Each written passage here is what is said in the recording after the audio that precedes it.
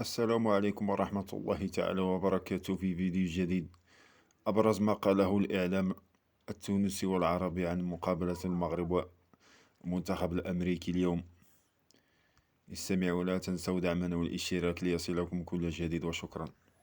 للمنتخب المغربي وصوله للدور القادم وتخطيه اليوم المنتخب الامريكي باربع اهداف مقابل لا شيء. نقول لهم الف مبروك، يستحقون اليوم بكل جداره في هذه المواجهه اللي كان الافضل فيها في شوطين الاول والثاني. الشوط الاول احرز هدف من ركله جزاء احتسبها حكم المباراه، وينتهي الشوط بتقدم المنتخب المغربي هدف مقابل لا شيء، ويعود في الشوط الثاني باحراز ثلاث اهداف كانت في الدقيقة 62 من ماش، وحكيم في الدقيقة 70 و91 هدف من مهدي موهوب. نقول لهم ألف مبروك، يستحقون بكل جدارة المنتخب المغربي وصول الدور القادم. كابتن، بكل أحقية اليوم المنتخب المغربي أفضل صورة يمكن أو أفضل مباراة شفناها المنتخب المغربي في مباريات سابقة. اليوم عرف يدير المباراة، عرف شلون ياخذ هذه المباراة وشلون ياخذ اربع اهداف امام المنتخب الامريكي. صحيح، يعني شفنا المنتخب المغربي تقريبا في نسق تصاعدي منذ بدايه هذه البطوله، شفناه مع المنتخب الارجنتيني ثم المنتخب الاوكراني، مباراه ممتازه مع العراق، اليوم مباراه ايضا قويه جدا امام المنتخب الامريكي.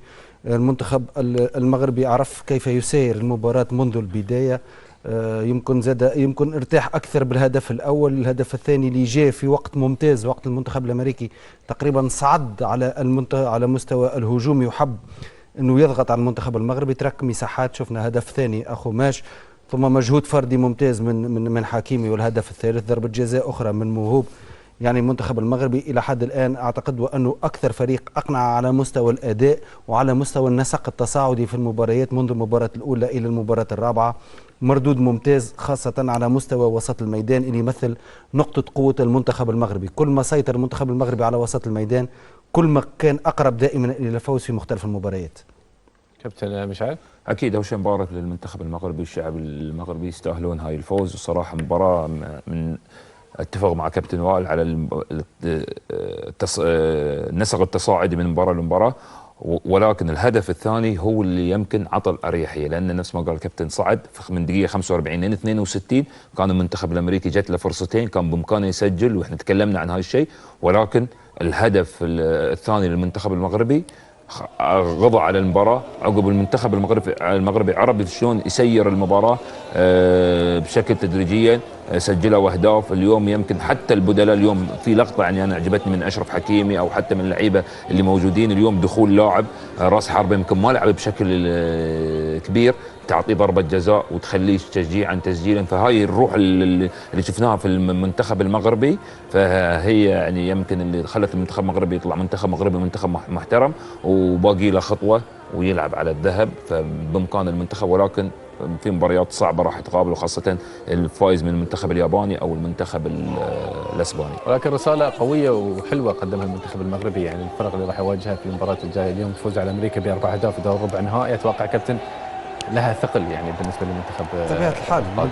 المنتخب المغربي يعني بين وانه قادم بقوه في هذه المباراه في هذه البطوله، وقادم وانه يكون مراهن جدي حتى على اللقب. كما قلنا سابقا كانت في ترشيحات حتى من الصحف الفرنسيه للمنتخب المغربي مع فريق الارجنتين مع اسبانيا، وانهم يكونوا الفرق الافضل والاقرب الى التتويج. المنتخب المغربي الان بين وانه يعني يستحق وانه يكون في الدور النصف النهائي، وهذا يعني لازمنا نذكر وانه المنتخب المغربي في هذه الدورة حقق تقريبا انجازين تاريخيين في نفس الدورة، وانه ترشح من دور المجموعات، لم يسبق له ترشح من دور المجموعات، مر الى الربع النهائي، والانجاز التاريخي الثاني وانه يمر الى النصف النهائي، في انتظار مباراة النصف النهائي اللي قادر وانه مرة ثانية يصنع التاريخ ويمر الى الدور النهائي، لانه حقيقة له فريق ممتاز وممتاز جدا في مختلف الخطوط، وطريقة المدرب في التعامل خاصة في المباراتين الأخيرتين مع المجموعة ومع معطيات المباراة ممتازة جدا، وخلت المنتخب المغربي ينهي مباراة العراق ومباراة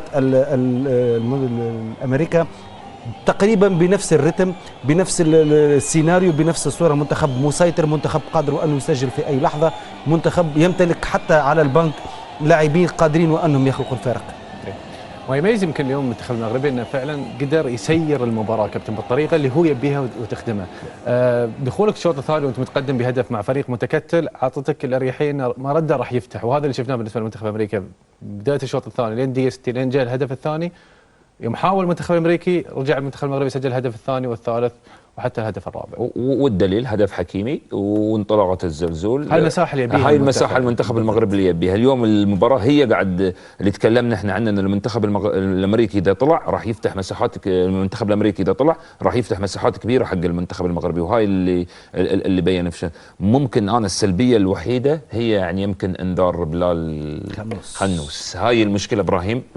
خلينا نكون واقعيين، من اللعيبه الاذكياء في ارضيه الملعب اليوم. اذا انت تشوفه راح صوب جهه حكيمي، تشوف الجهه هناك تشتغل، لان جه هني صوب الزلزولي، لاعب راح يفتقد المنتخب المغربي في دور النصف النهائي، خذ الانذار الثاني وطلع مسس نكست ماتش. فيعني اتوقع هاي النقطة يمكن السلبية الوحيدة في فرحة المنتخب المغربي، ان غياب هاي اللاعب، لانه مؤثر بشكل كبير على اداء المنتخب المغربي وفي تحركات اليوم. حتى لان نشوف سفيان رحيمي يطلع او يلعب الكرة تحصله هو اللاعب اللي يكون راس حربة، تشوف اللاعب مع اليمين على اليسار تحصله في كل الاماكن، من اللعيبة اللي صراحة تكتيكيا فخم، يعني نفس ما نقولها احنا.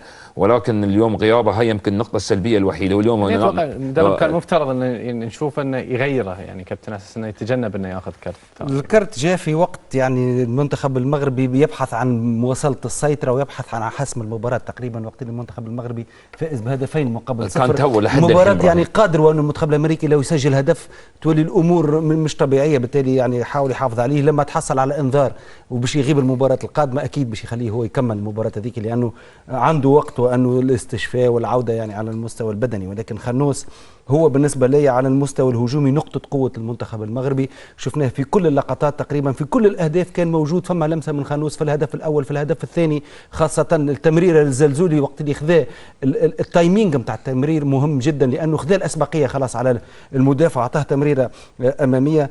شفناه حتى في الهدف الثالث، هدف حكيمي اعتقد هو اللي مرر الكره وغيرها الحكيمي، ولكن فما في مجهود كبير من حكيمي. ممكن نشوفها اللقطه بعد شويه.